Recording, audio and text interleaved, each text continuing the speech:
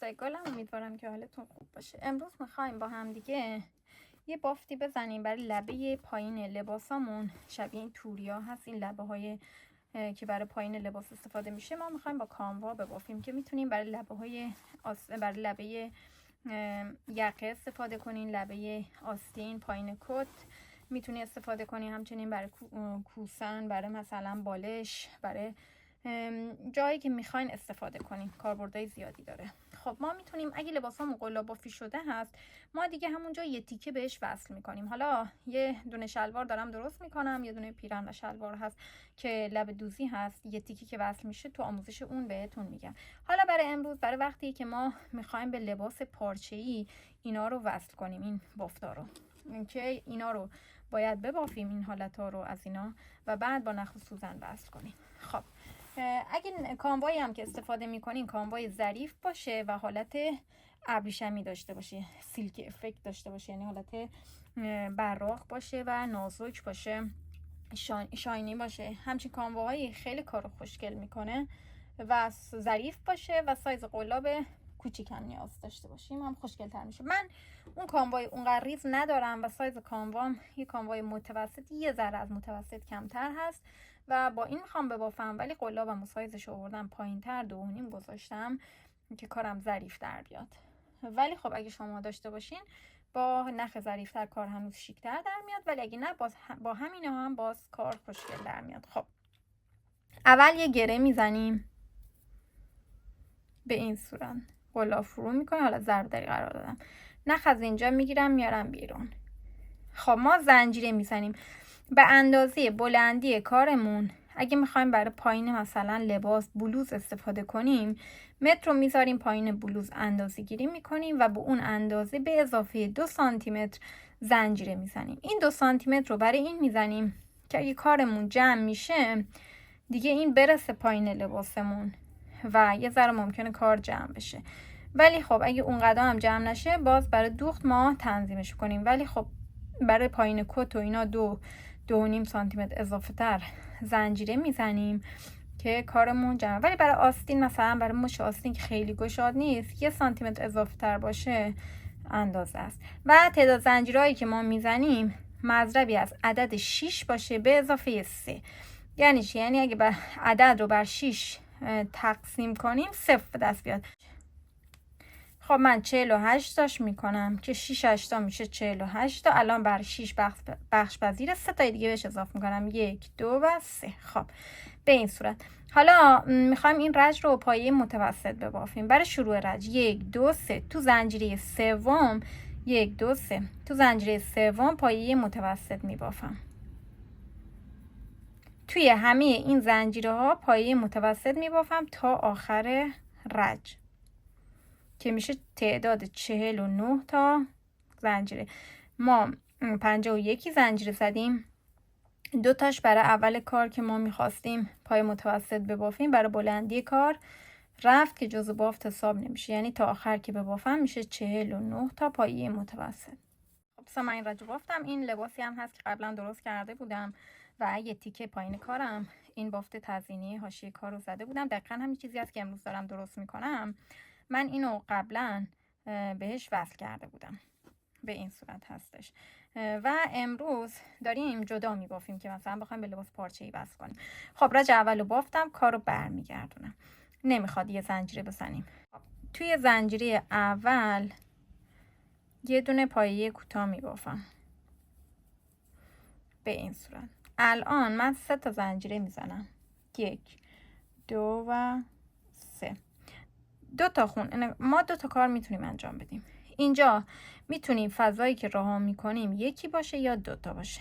اگه یکی باشه کارمون چین نمیافته و کامل اینجوری صاف در میاد. مثلا یه تیکه کوچیک من اینجا گفتم، این وقتی که فضای بینشون 2 تا رها میکنیم اینجوری میشه. ولی خودم دوست دارم برای سر آستین و اینا کار یکم جمع تر باشه، یعنی فضای بینشون کمتر باشه. الان بهتون میگم چیکار کنم.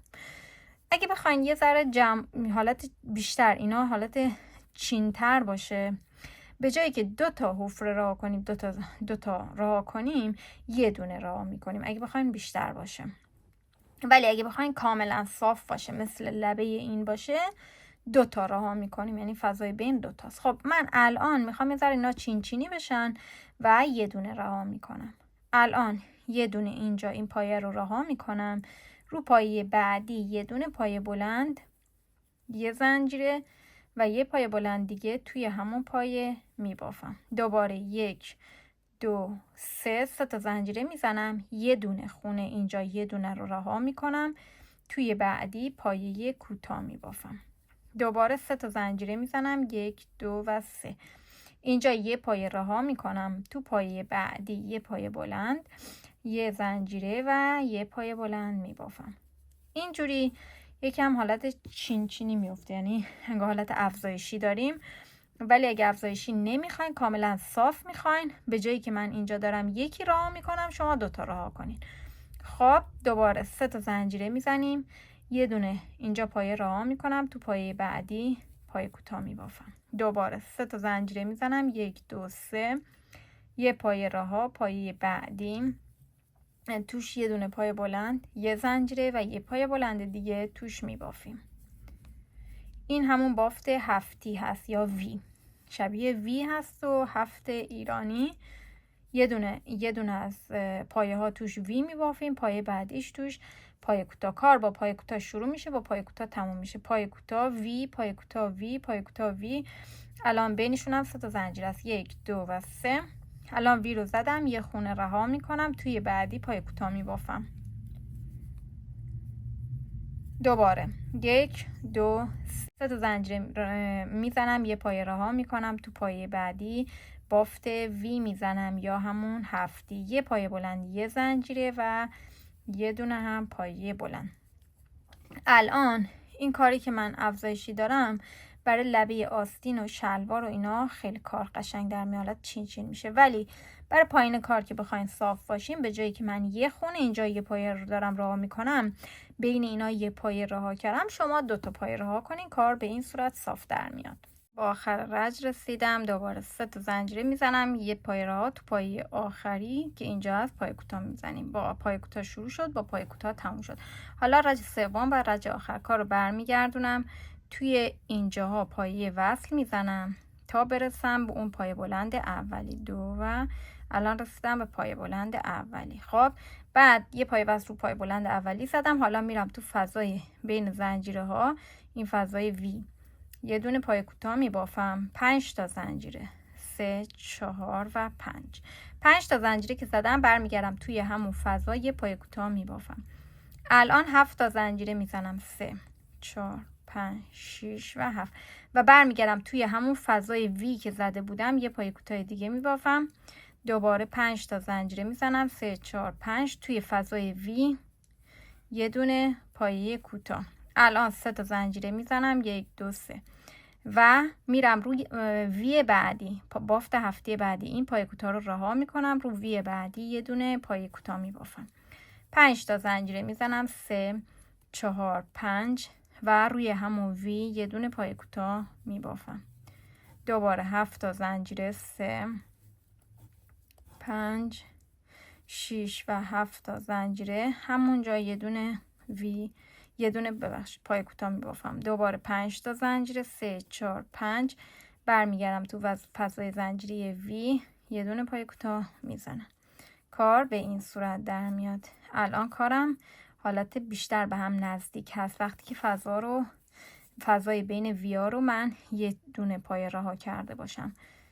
خب دوباره 3 تا زنجیره میزنم، 1 2 3 این پایه کوتاه رها میکنم، میرم روی اون بافت هفتی یا وی، یه پایه کوتاه، 5 تا زنجیره، یه پایه کوتاه، 7 تا زنجیره، 5 6 7 دوباره یه پایه کوتاه، 5 تا زنجیره و یه پایه کوتاه توش میبافم. به همین راحتی هست. برای لبه لباسامون میتونیم استفاده کنیم که خیلی کار شیکی هستش و خیلی خوشگل در میاد کار.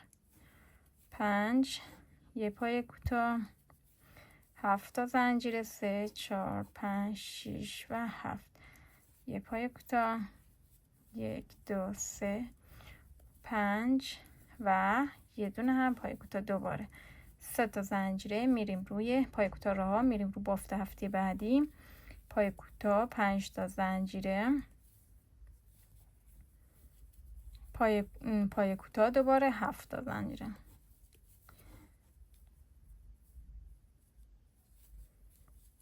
پای کوتاه و 5 تا زنجیره. من دارم کار رو تکرار میکنم. 2 و 3. خیلی خوب دوستان، به آخر رج که رسیدم وصلش میکنم به اون زنجیره سوم که اول رج 3 تا زنجیره زده بودم. یه زنجیره میزنم و نخ رو قیچی میکنم و این نخ‌ها رو هم توی کارمون مخفی میکنیم.